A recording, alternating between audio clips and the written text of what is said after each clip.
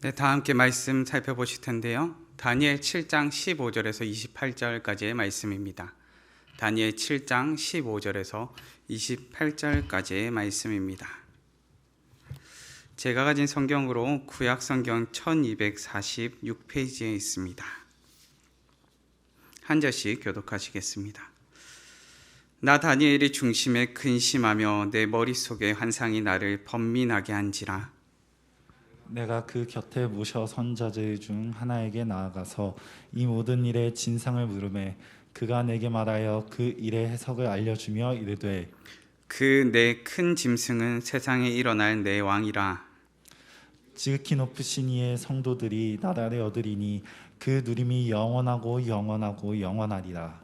이에 내가 넷째 짐승에 관하여 확실히 알고자 하였으니 곧 그것은 모든 짐승과 달라서 심히 무섭더라. 그 이는 쇠요 그 발톱은 노시니 먹고 부서뜨리고 나머지는 발로 밟았으며 또 그것의 머리에는 10뿔이 있고 그 외에 또 다른 뿔이 나오매 새 뿔이 그 앞에서 빠졌으며 그 뿔에는 눈도 있고 큰 말을 하는 입도 있고 그 모양이 그의 동류보다 커 보이더라. 내가 본즉 이 뿔이 성도들과 더불어 싸워 그들에게 이겼더니 옛적부터 항상 계신 이가 와서 지극히 높으신 이의 성도들을 위하여 원한을 풀어주셨고 때가 이름에 성도들이 나라를 얻었더라. 모신 자가 이처럼 이르되 넷째 짐승은 곧 땅의 넷째 나라인데 이는 다른 나라들과는 달라서 온 천하를 삼키고 밟아 부서뜨릴 것이며 그 10뿔은 그 나라에서 일어날 10왕이요 그 후에 또 하나가 일어나리니 그는 먼저 있던 자들과 다르고 또 새 왕을 복종시킬 것이며 그가 장차 지극히 높으신 이를 말로 대적하며 또 지극히 높으신 이의 성도를 괴롭게 할 것이며 그가 또 때와 법을 고치고자 할 것이며 성도들은 그의 손에 붙임 바 되어 한 때와 두 때와 반 때를 지내리라. 그러나 심판이 시작되면 그는 권세를 빼앗기고 완전히 멸망할 것이요 나라와 권세와 온 천하 나라들의 위세가 지극히 높으신 이의 거룩한 백성에게 붙임 바 되리니 그의 나라는 영원한 나라이라. 모든 권세 있는 자들이 다 그를 섬기며 복종하리라. 그 말이 이에 그친지라. 나 다니엘은 중심에 번민하였으며 내 얼굴빛이 변하였으나 내가 이 일을 마음에 간직하였느니라. 아멘. 오늘 본문 말씀을 통해서 하나님 나라는 이라는 제목으로 말씀을 나누고자 합니다.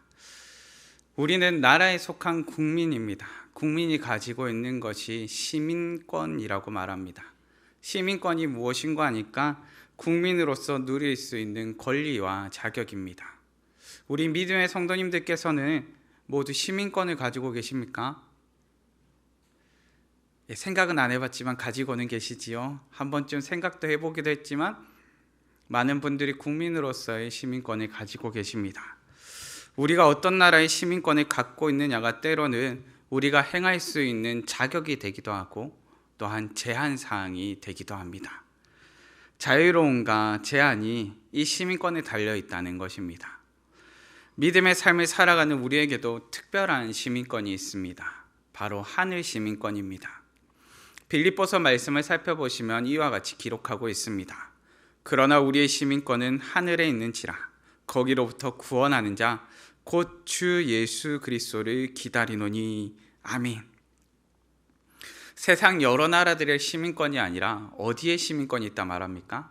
하나님 나라의 시민권이 있다고 말을 합니다. 우리가 진정으로 고대하고 신뢰해야 될 시민권, 그것은 무엇입니까? 바로 하늘나라의 시민권입니다. 하늘 시민권. 예수님께서 다시 오실 그날에 하늘 시민권을 갖고 있는 자들은 그 자격과 권리를 받아 누리게 될 것입니다. 예수님의 제사함의 은혜로 구원받는 자들이 될 것이요 하나님 나라의 백성으로서 하나님 나라의 풍족함과 평안을 받아 누리는 자들이 될 것입니다. 이것이 하늘 시민권을 가진 자들이 받아 누릴 권리와 같은 자유함입니다.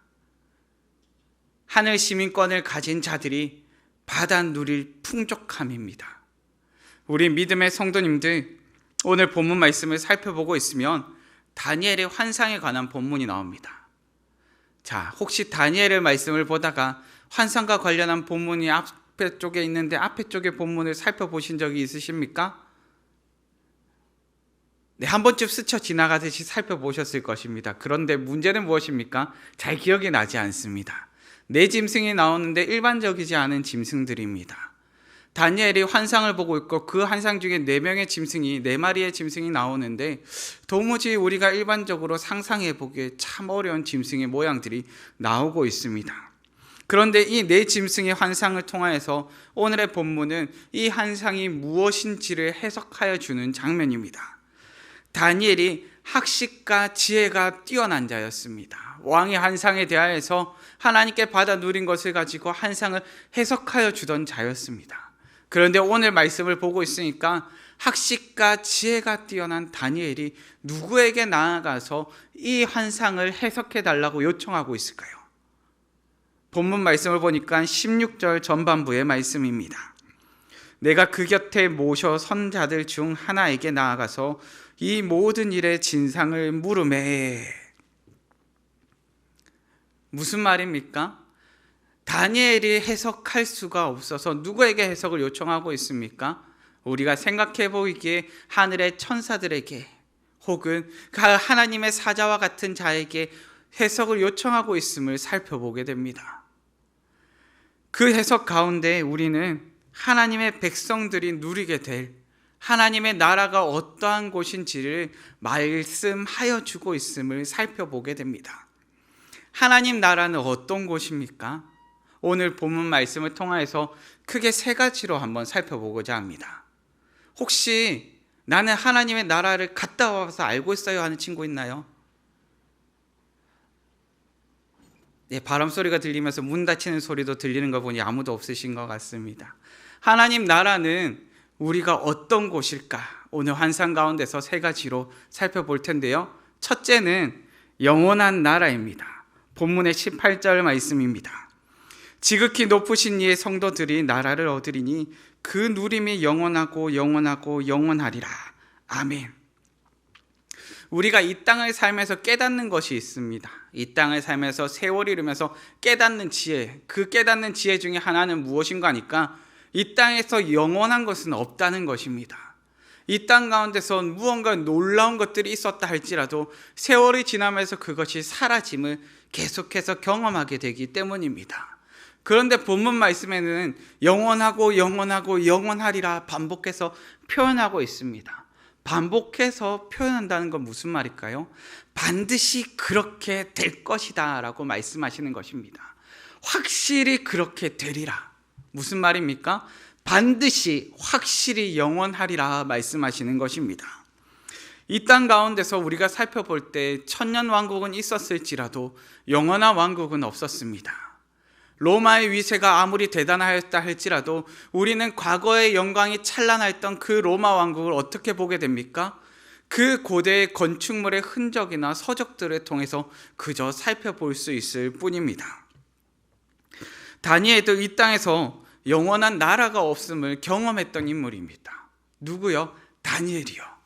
다니엘은 약소국의 왕족이요 귀족이었습니다. 그런데 약소국의 왕족이요 귀족이었던 다니엘이 경험했던 것이 무엇입니까? 연약함으로 말미암아 강대국인 바벨론에 끌려오는 것이었습니다. 그런데 오늘 본문 말씀이 쓰여진 것은 벨사살 왕 원년이라 되어 있는데요, 아직 바벨론 왕입니다. 그런데 우리는 앞선 본문들 가운데서 다니엘이 바사왕 시절에까지 여전히 살아있음을 살펴보게 됩니다. 무슨 말인가 하니까 약소국으로 끌려왔던 다니엘, 그가 강대한 나라 바벨론에서 높은 지위까지 올라갔었지만 그럼에도 불구하고 무엇을 경험하였다는 것입니까? 강대하고 망하지 않을 것 같던 바벨론이라는 나라가 망하는 것을 경험하였다는 것입니다. 그렇게 다니엘이 경험한 것은 무엇입니까? 이 땅 가운데서 영원한 것은 없다는 것입니다. 아무리 강대해 보이는 나라라 할지라도 결국은 멸망할 수밖에 없구나. 이 땅의 권세는 무너질 수밖에 없다는 것을 실제적으로 삶에서 경험한 인물이 바로 다니엘입니다. 길어야 100년이요 유한한 인생, 한계가 지어진 인생을 살아가는 우리가 영혼을 입에 담는 것이 얼마나 어렵습니까? 우리의 입술에 영원한 사랑을 고백한다 할지라도, 아무리 달콤한 사랑을 고백한다 할지라도 우리는 영원한 사랑이 있다고 믿습니까? 없다고 믿습니까? 없다고 믿습니다. 영원한 사랑에 대해서 고백한다 할지라도 우리는 영원한 사랑을 신뢰하지 않습니다. 세월이 갈수록 우리는 영원이라는 것이 얼마만큼 무거운 단어인지를 깨닫게 됩니다. 영원한 약속이 아니라 작심삼일의 약속이라도 지켰으면 좋겠는데 우리는 영원한 것을 입에 담으면서 살아갈 때가 있습니다. 우리는 그만큼 연약합니다. 영원이라는 것을 말을 하기에는 우리는 연약하고, 영원이라는 것을 말을 하기에는 우리의 인생이 너무나 짧습니다. 그런데 본문은 하나님의 나라를 기록하면서 영원하고 영원하고 영원하리라 말을 하고 있습니다. 그렇다면 하나님의 나라는 영원하다는 말입니까? 영원하지 않다는 말입니까? 하나님의 나라는 영원할 수도 있고 안 할 수도 있단 말입니까? 아니면 하나님의 나라는 반드시 영원하다는 겁니까? 하나님의 나라는 확실히 영원하다는 것입니다. 우리는 도무지 영혼을 상상할 수 없고 영혼을 입에 담을 수 없는데 하나님의 나라에 관해서 이야기를 하니까 영원하다라고 말을 하고 있다는 겁니다. 하나님의 권세는 풍전등화와 같이 바람이 휘날려 갈 것이 아니고 굳건히 서서 영원한 권세 가운데 있게 될 것이라 말을 하는 것입니다. 두려움의 눈으로 보는 사람과 믿음의 눈으로 보는 사람의 시선의 차이가 여기에서 드러날 때가 있습니다.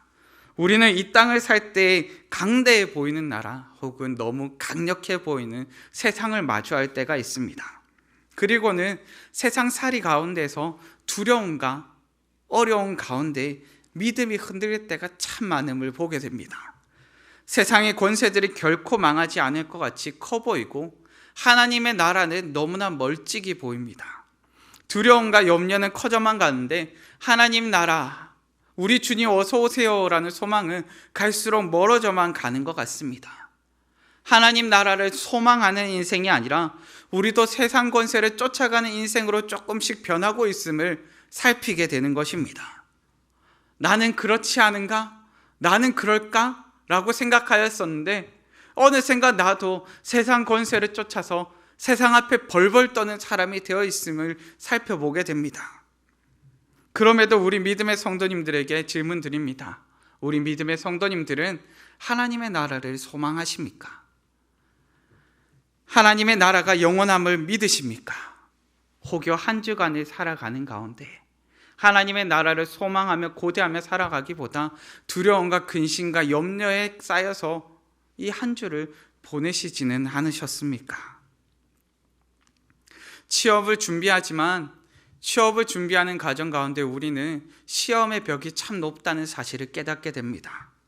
취업하고 싶은 회사는 너무 거대하게 다가올 때도 있습니다. 직장 생활을 경험하지만 직장 상사의 눈높이는 맞추기가 어렵고 요구하는 수준들은 계속 올라가는 것 같고 나는 이 모든 것을 감당하기에 갈수록 지쳐가는 것만 같을 때도 있습니다. 영원한 하나님의 나라를 소망하는 것이 아니라 지금 내가 처한 현실을 하루 살아내는 것이 너무 버거워서 처한 현실 가운데, 좁은 그 현실 가운데 갇혀서 살아갈 때가 참 많습니다. 하나님의 나라는 영혼을 품에 담고 있지만 우리는 정작 좁은 현실 가운데 갇혀서 살아가고 있다는 것입니다. 눈에 보이지 않으니까, 이해되지 않으니까, 현실적으로 와닿지 않으니까 이와 같은 핑계를 대면서 한계 지어버렸습니다. 나의 좁은 틀 가운데, 나의 좁은 삶의 현장 가운데 영혼을 말씀하시는 하나님의 나라를 가둬버렸습니다. 그런데 이 땅을 사는 우리에게 하나님의 나라처럼 영혼을 가르쳐 줄 수 있는 단어가, 영혼을 가르쳐 줄 수 있는 그 무언가가 없습니다. 예수님께서는 이렇게 말씀하십니다. 하나님 나라의 복음이 전파되어 사람마다 그리로 침입하느니라. 아멘. 무슨 말씀인 거 아니까? 복음이 전파되어 사람마다 하늘 시민권을 갖게 된다는 것입니다. 본문 말씀에는 침입하느니라 말을 하고 있지요. 우리는 이 표현을 가지고 침노하느니라고 표현하기도 합니다. 여기서 우리가 알게 되는 것은 무엇입니까? 영원한 하나님의 나라를 보려면 복음이 어떻게 전파되었고 복음이 지금도 여전히 살아있음을 보아야 된다는 것입니다. 복음이 전해져 온 환경이 편했을까요? 복음이 전파되어 온 환경이 너무나 여유롭고 너무나 맑아서 누구나가 마음껏 들을 수 있고 누구나가 편하게 누릴 수 있던 것일까요? 처음 코로나가 발생되었을 때 우리 믿음의 성도님들은 어떠했습니까? 처음 코로나가 발병되었을 때 저는 아직도 기억나는 한 권사님이 계십니다. 그 권사님이 교회 주변을 주일마다 오셔서 교회의 문을 잠시 닫았던 때다 보니까요, 코로나로 인해 잠시 문이 닫혔을 때 주일마다 오셔서 교회 주변을 두벅두벅 걸어다니시면서 사진을 한 장 찍어서 저한테 보내주십니다. 그리고 말씀하십니다. 언제든 올 수 있는 교회, 언제든 드릴 수 있는 예배인 줄 알았는데 너무 예배 드리고 싶습니다 라고 저한테 문자를 하나 보내주셨습니다. 복음이 흘러온 과정을 보면요, 결코 쉽지 않았습니다. 만만치 않았습니다. 정확하게는 불가능해 보였습니다. 왜냐하면 복음을 믿는 자들은 죽음을 당하였고 박해와 고난이 일상이었고 너희가 예수님을 믿음으로 말미암아 평안할 것이다 말한 것이 아니라 너희가 고난 가운데 인내해야 될 것이다를 더 말하였기 때문입니다. 오늘날의 현실 가운데서도 복음이 흘러가는 과정 가운데 고난과 박해는 아직 멈추지 않았습니다. 오히려 복음을 믿음으로 말미암아 예수님을 믿음으로 말미암아 추방당하거나 탈출하거나 추방당하고 탈출해서 난민이 되는 기독교인의 수는 더 증가하고 있습니다. 전 세계적으로 고난과 박해가 멈추지 않습니다. 그런데 놀라운 것은 무엇입니까? 고난과 박해는 멈추지 않는데 복음은 계속해서 흘러가고 하나님의 나라를 침노하는 하나의 시민권을 가진 자들은 갈수록 늘어나고 있더라는 것입니다. 영원한 하나님의 나라를 소망하는 사람들이 늘어나고 있습니다. 왜 이런 고난과 박해를 감내합니까? 우리가 소망하는 하나님의 나라가 유한한 나라가 아니라 영원한 나라이기 때문에 그렇습니다. 우리가 소망하는 하나님의 나라가 한낱 보잘것없는 것이 아니라 참으로 위대한 하나님의 권세 가운데 통치되어지는 놀라운 나라이기 때문에 그렇습니다.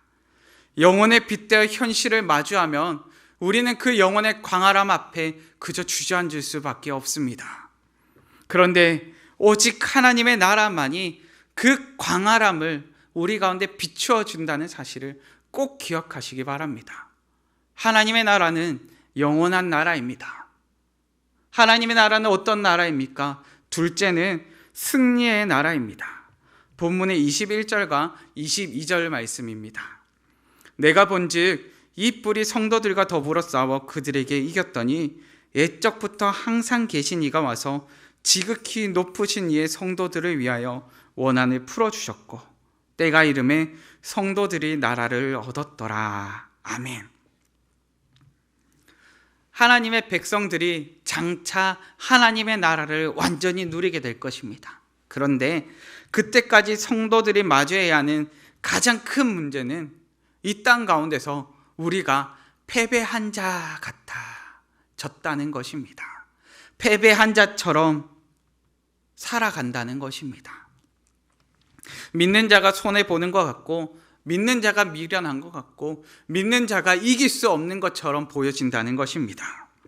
다니엘이 바벨론의 포로로 끌려왔을 때 바벨론의 수많은 사람들은 다니엘과 그 끌려온 수많은 이스라엘 백성들을 향하여서 그저 포로나 노예로서 조롱하고 멸시하였을 뿐입니다.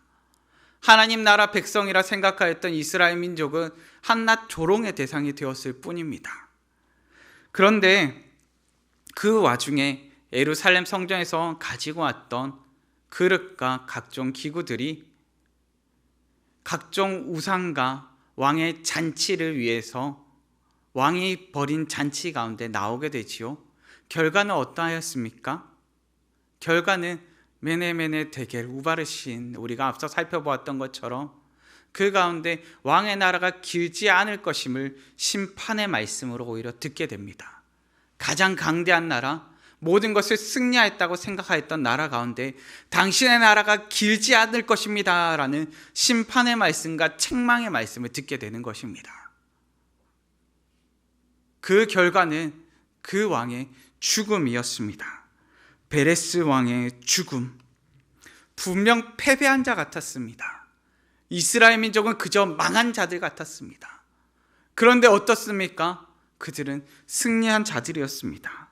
바울은 이런 역설적인 하나님의 역사심을 이렇게 표현합니다. 고린도후서 6장 말씀 가운데 우리는 속이는 자 같으나 참되고 무명한 자 같으나 유명한 자요 죽은 자 같으나 보라 우리가 살아있고 징계를 받는 자 같으나 죽임을 당하지 아니하고 근심하는 자 같으나 항상 기뻐하고 가난한 자 같으나 많은 사람을 부유하게 하고 아무것도 없는 자 같으나 모든 것을 가진 자로다. 아멘. 우리 성도님들께서는 이 말씀을 보시면서 이 말씀이 무슨 말인지 이해가 되십니까?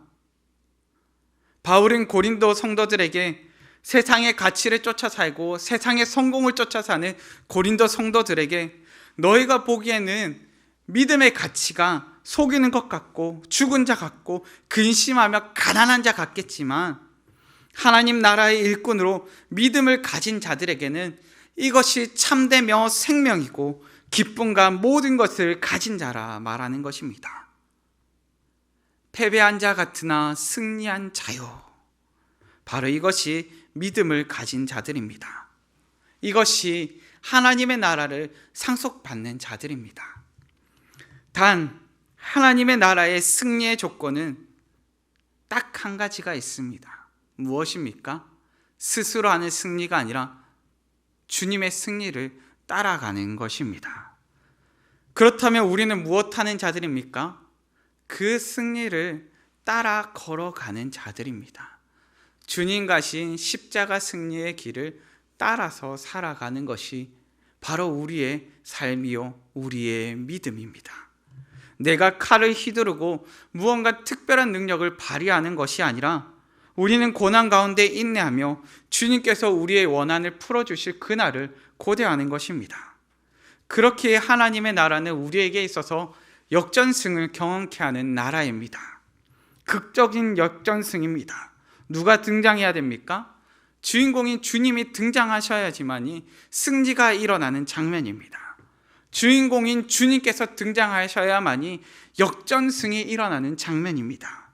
주님 오실 때까지 억울한 일도 많겠고 힘든 일도 많겠지만 우리는 주님이 반드시 오실 것이라는 그 사실을 기억하셔야 됩니다.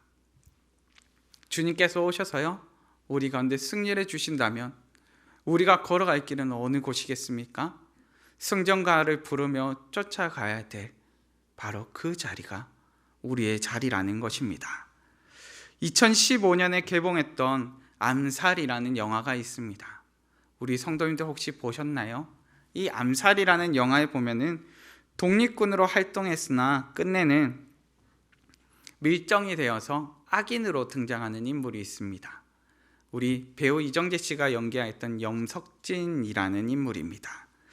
밀정으로 독립군에게 처단당하는 장면 가운데 독립군이 밀정인 염석진에게 이러한 질문을 합니다. 왜 동지들을 팔았지?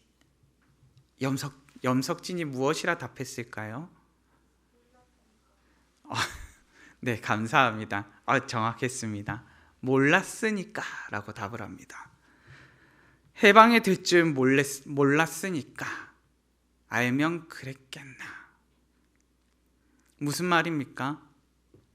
해방이 될 줄 몰랐으니까 배신한 것 아니겠나라고 말을 하는 것입니다. 해방이 될 줄 알았다면 내가 배신하지 않았을 것인데, 내가 참을 수 있었을 것인데, 이것이 어찌 보면 그 사람의 변명은 될 수 있을지라도 우리에게 있어서 인정해 줄 수는 없는 말일 것입니다. 하물며 주님 다시 오실 그날에 완전한 승리를 경험하며 우리의 억울함이 풀릴 것을 안다면 어떻겠습니까? 우리는 주님 앞에서 핑계할 수조차 없을 것입니다. 주님께서는 반드시 다시 이 땅 가운데 오실 것을 말씀하셨으니까요. 하나님의 나라는 어떤 곳입니까? 셋째는 세워질 나라입니다. 본문의 26절과 27절 말씀입니다. 그러나 심판이 시작되면 그는 권세를 빼앗기고 완전히 멸망할 것이요 나라와 권세와 온천한 나라들의 위세가 지극히 높으신 이의 거룩한 백성에게 붙임바 되리니 그의 나라는 영원한 나라이라. 모든 권세에 있는 자들이 다 그를 섬기며 복종하리라. 아멘. 한밤중에 예수님을 찾아온 유대 지도자가 있었습니다. 니고데모이지요. 니고데모가 예수님께 나와서 예수님께 여러 가지 것들을 질문하고 예수님과 함께 대하는 중에 예수님께서는 자신을 찾아온 니고데모에게 이와 같이 말씀하시는 장면이 나옵니다. 예수께서 이르시되 진실로 진실로 내게 이르노니 사람이 거듭나지 아니하면 하나님의 나라를 볼 수 없느니라. 아멘. 여기서 거듭나지 아니하면은 다시 태어나지 아니하면이라는 말입니다. 너희가 다시 태어나지 아니하면 하나님의 나라를 볼 수 없다고 말씀하십니다. 사람이 어떻게 다시 태어날 수 있습니까? 사람이 어떻게 거듭날 수 있습니까? 이 거듭날 수 있음, 우리 죄를 위해 십자가 지신 예수님을 믿을 때 가능하다고 말을 합니다. 누구를 믿어야 됩니까? 예수님을 믿을 때 거듭날 수 있다고 말을 합니다. 그런데 이게 도대체 무슨 말이지? 라는 생각이 듭니다. 이 땅을 사는 가운데 우리는 죽습니다. 안 죽습니까? 죽습니까? 죽습니다. 사람에게 있어서 죽는 것은 정해져 있습니다. 누구나 죽음을 맞이합니다. 영혼을 꿈꾼다 할지라도 사람은 죽습니다. 그런데 왜 죽습니까? 죽음이 끝이기 때문에 죽습니까? 믿는 자들의 죽음은 다릅니다. 왜 다릅니까? 다시 살기 위해 죽습니다. 죄에 대해서 죽고 의에 대해서 살기 위해 죽습니다. 완전히 새롭게 되어 성령 충만한 몸으로 죄에 대하여 끌리지 아니하고 죄에 대하여 유혹당하지 아니하고 죄의 어떤 영향도 받지 않는 완전한 삶, 완전한 모습으로 부활하기 위해 죽습니다. 그렇게 이 땅을 사는 우리는 다시 살기 위해 죽습니다. 마찬가지로 하나님의 나라가 완전히 세워지는 때에는 새롭게 함이 있습니다. 이것이 심판입니다. 심판 때에는 우리의 대적자들이 모든 권세를 빼앗기고 무너질 것입니다. 영원할 줄 알았고 강대해 보이고 저것들은 흔들리지 않을 거야 생각하였지만 그러한 것들이 무너지게 된다는 것입니다. 심판 이후에 경험할 나라, 그 나라는 유일한 나라입니다. 여러 나라가 아니라요, 유일한 나라, 하나님의 나라입니다. 우리는 이 땅에서 그저 하나님의 나라를 맛보면서 살아갈 뿐입니다. 교회에 나와서 믿음의 성도들과 교제하며 하나님의 통치하심이 어떻게 나타나고 하나님의 역사하심이 어떻게 나타나고 하나님의 백성들은 어떻게 교제하며 하나님께서 부으시는 은혜는 어떻게 누리며 하나님께서 이 땅 가운데 어떻게 살아 역사하시는지를 그저 맛보면서 살아갈 뿐입니다. 그렇게 우리는 완전한 하나님의 나라를 지금 이 시간 가운데 경험할 수는 없습니다. 그저 하나님의 백성들 가운데 맛보게 하시는 하나님의 나라를 경험할 뿐입니다. 매주 하나님의 백성들이 함께 모여 예배드리고 교제하며 찬양하고 기도하면서 우리는 장차 우리 가운데 새롭게 세워질, 완전히 세워질 하나님의 나라를 맛보면서 살아가는 것입니다. 그런데 맛만 보다 보니까 때로 이런 생각을 할 때가 있습니다. 아, 주님께서 빨리 오셨으면 좋겠다. 아, 주님, 내가 살기 지금 너무 힘드니까 주님께서 빨리 오셨으면 좋겠다. 주님, 제 마음이 너무 갈급하고 지금 제가 너무 버거워서 주님 빨리 오시면 내가 편하게 살 수 있으니까 빨리 오시면 좋겠다. 그런데요, 주님의 나라는요, 우리가 사는 현실이 너무 버거워서 소망하는 것이 아니라요, 완전히 새롭게 세워질 하나님의 나라가 너무 고대되기 때문에 소망하는 것입니다. 우리에게 놓인 문제는 주님께서 다시 오셔서 새로워질 하나님 나라가 언제인지 그때를 알지 못한다는 데 있습니다. 예수님께서는 그때에 관하여서 그날과 그때는 아무도 모른다고 오직 하나님 아버지만 아신다 말씀하셨습니다. 저는 어린 시절에 아버지와 꽤 오래 떨어져서 지냈습니다. 정확하게는 주말에만 아버지의 얼굴을 볼 수 있었습니다. 지방에서 일하시다 보니까 중간중간에 주말이면 아버지가 오실 때까지 계속 기다리고 있습니다. 물론 아버지가 들고 오시는 치킨이 좋아서 기다리는 것도 있습니다. 그렇지만 아버지께서 오시는 그때를 기다리고 있습니다. 9시가 되고 10시가 넘어가고 11시가 되면 사실 걱정도 되고 염려도 되고 불안도 됩니다. 눈은 자꾸 감기고 너무 피곤하기도 합니다. 그런데 그럼에도 아빠를 기다리고 있습니다. 늦게 오시는 아빠를 기다리는 이유는 무엇일까요? 아버지가 오시면 그 품 안에 안겨서 편안함을 누리고자 함이기 때문입니다. 일하고 오셔서 땀냄새가 날지라도, 일하고 오셔서 지친 모습이 있을지라도 그 품에서 참된 안식과 참된 쉼을 누리고자 하기 때문입니다.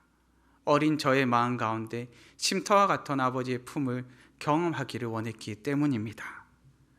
주님 다시 오실 그날을 고대하는 우리도 그렇습니다.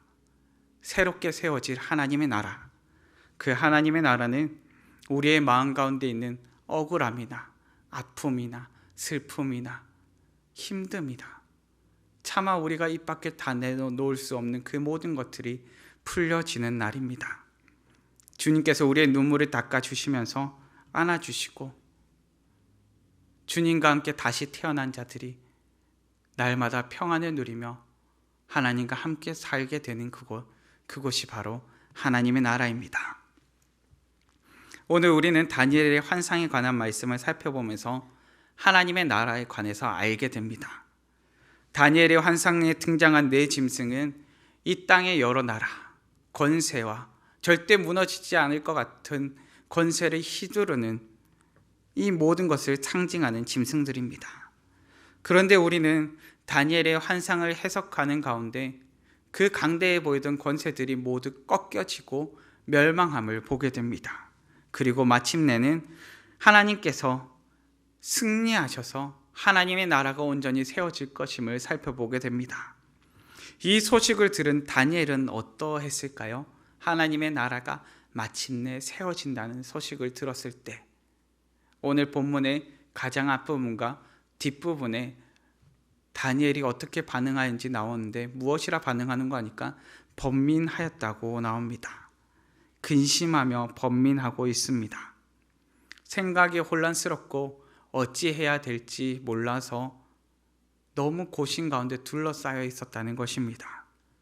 다니엘이 이처럼 고민하고 근심하며 번민하였던 이유는 무엇입니까? 장차 세워질 하나님의 나라를 맛보지 못하였기 때문입니다. 우리는 주님께서 세우신 교회 가운데서 장차 세워질 하나님의 나라, 우리 가운데 완전하게 임할 하나님의 나라를 맛보면서 살아갑니다. 그렇기에 우리는 그 하나님의 나라가 얼마만큼 아름답고 얼마만큼 존귀하고 얼마만큼 평안한 곳인지를 알고 있는 것입니다. 하나님의 나라는 어떤 곳입니까? 첫째는 영원한 나라입니다. 하나님의 영원한 권세와 광대함이 있는 나라입니다. 둘째로 승리의 나라입니다. 주님 다시 오실 그날에 완전한 승리를 경험하는 나라입니다. 셋째는 세워질 나라입니다. 새롭게, 심판 가운데 새롭게 세워질 나라입니다. 우리는 하나님 나라를 소망하며 그날을 고대할 뿐입니다. 믿음의 성도님들, 말씀 가운데 억울함이 있고 이 땅을 사는 가운데 아픔이 있다면 걱정하지 마십시오. 주님 다시 오시는 그날에 풀려질 것입니다. 이 땅을 사는 가운데 번민과 근심과 답답함과 아픔과 힘듦이 아니요, 그 모든 것들이 마침내 풀려지고 승리를 경험하게 될 것임을 고대합시다. 오직 이 땅을 사는 동안 참되신 하나님의 나라, 영원한 하나님의 나라, 승리로 말미암아 주어질 하나님의 나라, 세상 권세 침범치 못할 하나님의 나라를 고대하며 사시는 우리 믿음의 성도님들 되시기를 간절히 바랍니다. 이 시간 다 함께 찬양하실 텐데요, 찬양의 가사에 보면은 이 땅을 누가 다스리신지에 대해서 고백하는 내용의 가사들이 담겨 있습니다. 주님께서 다스리시니까 우리는 주님을 의지해요 라고 다 함께 고백하는 것입니다. 다 함께 주께서 다스리네 찬양하시겠습니다.